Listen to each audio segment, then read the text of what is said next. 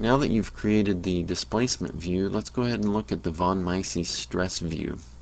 I'm going to click that tool, and it changes the beam to a different view, a different image.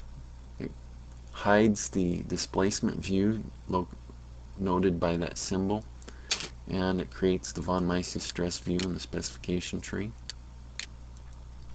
Now notice over on the right hand side here, it created the color palette for the von Mises stress with its range of colors and range of values, and you can change that. We'll go over how to do that later.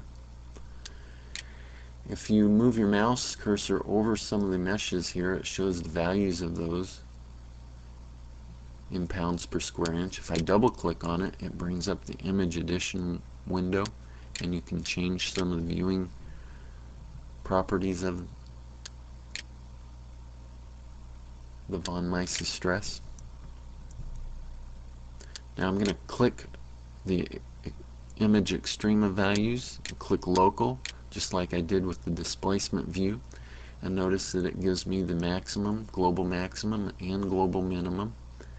It also gives me a local maximum and local minimum. I have to double click on these in order to view the label. But notice here that the global maximum is 10,711 pounds per square inch, and it points to where that's located at. Now let's double click on the local maximum and click show label. Hit OK, and it shows us where that's located at. We'll do the same thing with the local minimum, but first I'm going to change to the wireframe view, and this just gives us a different look. Double click on local minimum, click the show label, hit OK, and notice it shows that label. I'm going to unselect this for both the local minimum and local maximum. I'm not going to show the label, and I'm going to change go from wireframe to the customized view.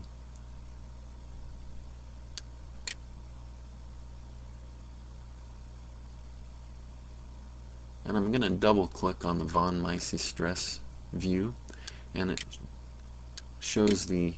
brings up the image edition window just like before if we double clicked on the meshes.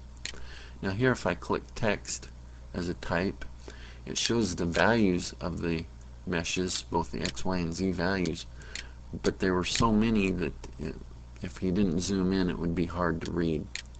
Now if I click on distributive force, it shows that mesh, or the restraint 1, it shows that mesh. So some different options of viewing your von Mises stress. Now I'm going to click the information tool, and this tool just gives us the information.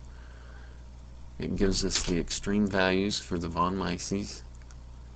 Again, the max was 10,711. It gives us the yield strength of the material, the Poisson ratio, the density, and the Young modulus.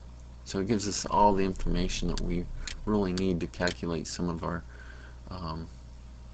values. Now I'm going to animate the view, and this animate tool just shows the visualization of what would happen as you apply the force. And you can increase your step number or decrease it. Here I've got 5, and I'm animating the view.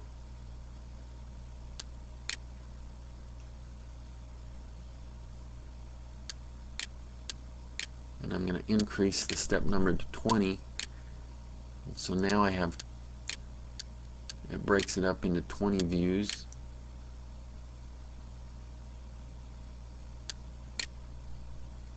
I can click a side view or left view or right view. I'm going to click the right view, and notice that it shows the display. It'll show how much as you apply the force, it animates it. It kind of gives us a good visualization of what would happen. Now I'm interpolating. I've got the option on that interpolates the up motion. So that's why it shows it going up even though our force is pushing down. There's an option that interpolates that.